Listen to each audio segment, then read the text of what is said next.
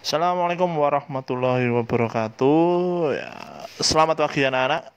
Kembali lagi kita di pelajaran matematika dengan materi yang hampir mirip. Ya, nggak hampir mirip sih. Ini kelanjutan yang kemarin. Kemarin kan diagram gambar. Nah, ini sekarang diagram batang. Mari kita simak. Ya.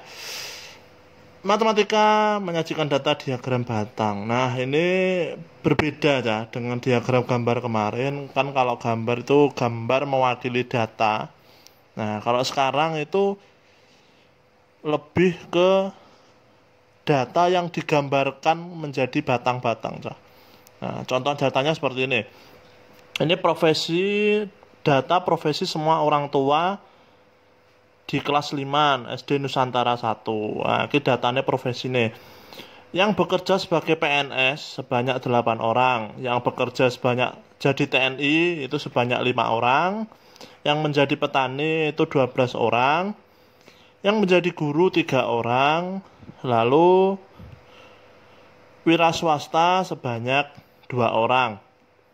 Nah, sekarang kita coba sajikan melalui diagram batang. Nah, bentuknya seperti apa sih diagram batang itu? Nah, Pak Haji sudah bilang tadi sedikit berbeda.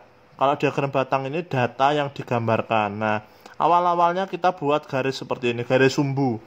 Sumbu tegak ke atas sama sumbu ke samping, tidur ke samping. Nah, yang bawah itu biasanya itu kata-kata hurufnya maksudnya apa tuh Pak? Ya tadi PNS, TNI, petani, guru, wira swasta, lalu bintang titik kayak ngisor ya. Lalu ketika itu data atau jumlahnya atau banyaknya itu ke samping atau yang tegak.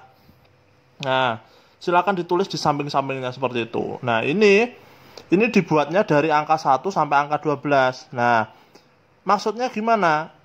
Diusahakan kalau yang tegak itu ditulis maksimal angka terbanyak. Ini angka terbanyaknya kan 12 datanya. Petani ini. Nah, itu 12 yang paling maksimal.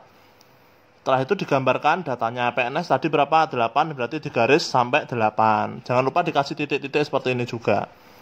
TNI 5, ya digaris sampai 5. Petani ada 12 maksimal itu. Terbanyak berarti ya 12 paling tinggi. Terus guru ada 3 ya sampai 3 tok. Terus wira swasta 2 orang ya terus sampai 2 tok. Seperti itu ya. Nah, caranya mudah sekali. Terus contoh lagi ini. Kalau datanya seperti ini. Nah, ini ada nilai, ada banyaknya siswa. Nah ini kan nggak ada hurufnya. Nah, kalau nggak ada hurufnya, nah itu kan di banyaknya siswa, itu kan ada angka kembar. Yang nilai 4 sama nilai 10 sama-sama 2. Otomatis yang ditulis yang atas sih. Jangan ditulis yang kembar. Nanti bingung. Maksudnya yang ditulis di bawah loh. Yang kolom nilai. Yang nilai itu ditulis di bawah. Nilai 4, 5, 6, 7, 8, 9, 10. Nah, itu nilai nanti di bawah sini. Nah ya. Itu di bawah. Nah kan 4. Nah kan. Di bawah 4, 5, 6, 7, 8, 9, 10. Karena apa? Di banyaknya siswa, di kolom banyak siswa itu ada yang kembar 4 sama 10. Nanti bingung kalau nulis banyak siswanya di bawah, harusnya yang tegak banyaknya siswa. Nah, lalu ditulis dari 1 sampai 10. Nah, ini 10 nggak apa-apa, melebihi ya nggak apa-apa. Kan ini sebenarnya yang terkecil 2, yang terbesar adalah 9. Jadi 2 sampai 9 boleh. Tapi ini biar bagus diagramnya dibuat 1 sampai 10. Itu sama saja ketika menuliskan data. Yang penting kudu pas. Nilai yang mendapat nilai 4 ada 2 anak ya berarti ditulis sampai 2, digaris sampai 2. Dawane sakmene ya. Terus yang mendapat nilai 5. Nah, ini ditulis digeret sampai 6 anak. Soalnya ada 6 siswa. Terus yang mendapatkan nilai 6. Nah, ini paling banyak sendiri, digeret sampai 9. Soalnya banyak siswanya berapa? 9 ya.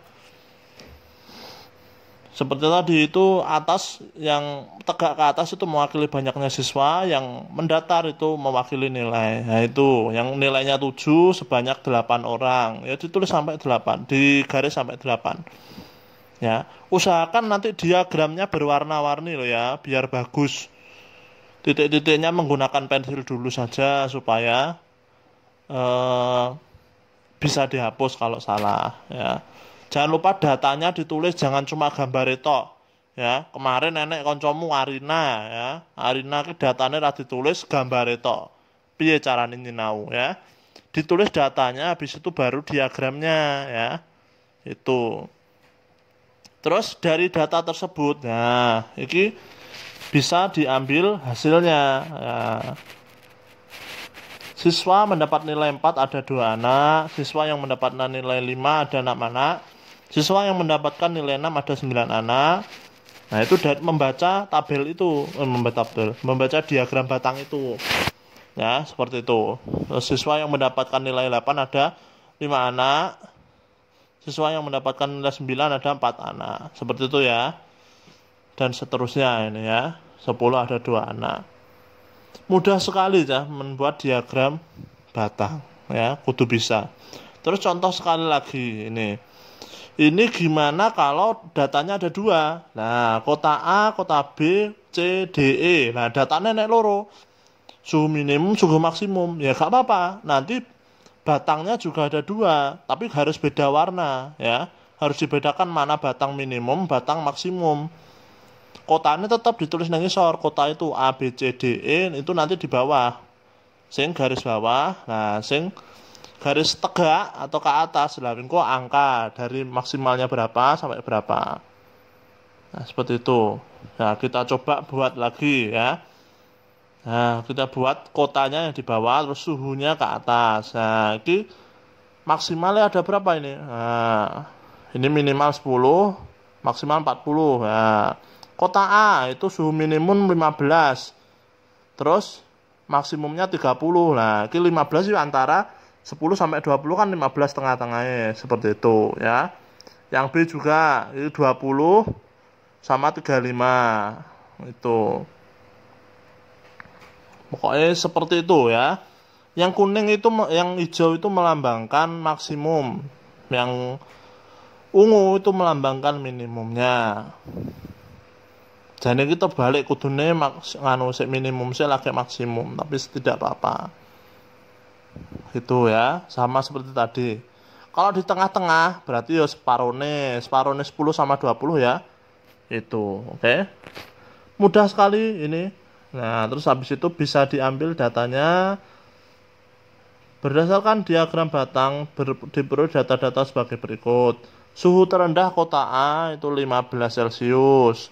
Tertinggi kota kota A yaitu 30 derajat. Suhu terendah kota B yaitu 20, suhu tertinggi kota B 35. Suhu terendah kota C yaitu 15. Nah, kuwi 15 yang ungu kota C. Suhu tertinggi kota C adalah 30. Nah, itu. Selanjutnya, suhu terendah kota D 20, yaitu yang ungu. Suhu tertinggi kota D adalah 35, itu yang hijau ya. Selanjutnya yang terakhir, suhu tertinggi kota E adalah 3. Oke, seperti itu penjelasan diagram, penyajian diagram batang. Nanti silakan digambar, dicatat di bukumu, data dan gambarnya. Oke, sekian. Wassalamualaikum warahmatullahi wabarakatuh.